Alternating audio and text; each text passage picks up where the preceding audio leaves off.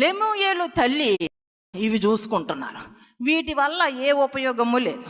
పరిశుద్ధ గ్రంథములో మరి గుణవతైన స్త్రీ గురించి రాయబడినప్పుడు లెమూయేలు తల్లి లెమూయేలుకి ఉపదేశము చేస్తుంది. గుణవతైన స్త్రీ ఎలా ఉంటుందో ఉపదేశము చేస్తుంది, బోధిస్తుంది లెమూయేలుకి తల్లి.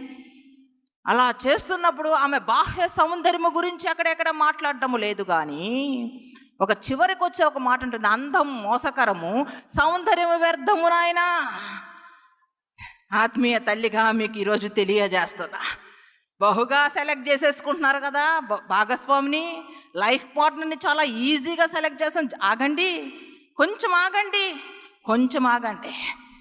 పరిశుద్ధ గ్రంథం బట్టి నువ్వు సెలెక్ట్ చేసుకుంటే నీ జీవితంలో ఉన్న అంధకారము తొలగడమే కాదు, నువ్వు బహుగా ఆశీర్వదించబడతావు, దీవించబడతావు. దేవునికి మహిమ కలుగును గాక. దేన్ని బట్టి వివాహాలు జరిపించుకోవాలనుకుంటున్నారో ఆత్మీయ తల్లిగా నేను మీకు తెలియజేస్తున్నా, యెహోవా యందు భయభక్తులు కలిగిన స్త్రీని సెలెక్ట్ చేసుకోవాలా. గుణవతైన స్త్రీ గురించి మాట్లాడుతున్నప్పుడు ఆమె ఆకారము గురించి మాట్లాడడంలా, ఆమె సొగసు గురించి సౌందర్యము గురించి మాట్లాడడంలా, ఆమె వేసుకున్నటువంటి వాటిని బట్టి కాదు, ఏ విధంగానూ బాహ్య సౌందర్యము గురించి ఆమె మాట్లాడడం లేదు, కానీ అంతరంగ స్వభావము గురించి మాట్లాడుతుంది. ఆమె కష్టపడే జీవితం కలిగి ఉంది, పేదలకు సహాయము చేసే జీవితము కలిగి ఉంది, యెహోవా యందు భయభక్తులు కలిగి ప్రార్థించే జీవితం ఆమె కలిగి ఉంది. ఆమె ఇంటి వారి విషయములలో భయపడని వ్యక్తిగా ఉంది, ధైర్యం వహించే వ్యక్తిగా ఉంది. అన్ని విషయాల్లో భర్తకు సహకరిస్తుంది. ఆమె పెనిమిటంట దేశపు పెద్దలతో కూడా కూర్చుండును, గవిని యొద్ద పేరుగొనిన వానిగా నిలబడతాడట. అతని లాభప్రాప్తికి వెలితి కలగదంట. గుణవతైన స్త్రీ నీ యొక్క జీవితంలోకి వస్తే చాలు నాయనా అని చెప్తుంది లెమూయేలు తల్లి. లెమూయేలుకి ఉపదేశము చేస్తుంది.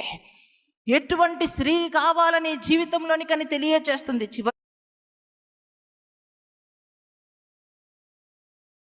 అతని లాభప్రాప్తికి వెలితి కలగదంట. గుణవతైన స్త్రీ నీ యొక్క జీవితంలోకి వస్తే చాలు నాయనా అని చెప్తుంది లెమూయేలు తల్లి. లెమూయేలుకి ఉపదేశము చేస్తుంది. ఎటువంటి స్త్రీ కావాలని జీవితంలోనికని తెలియచేస్తుంది. చివరికి వస్తే ఒక మాట అంటుంది, అందాన్ని చూసుకోవద్దు నాయనా, అందం మోసకరము, సౌందర్యము వ్యర్థము.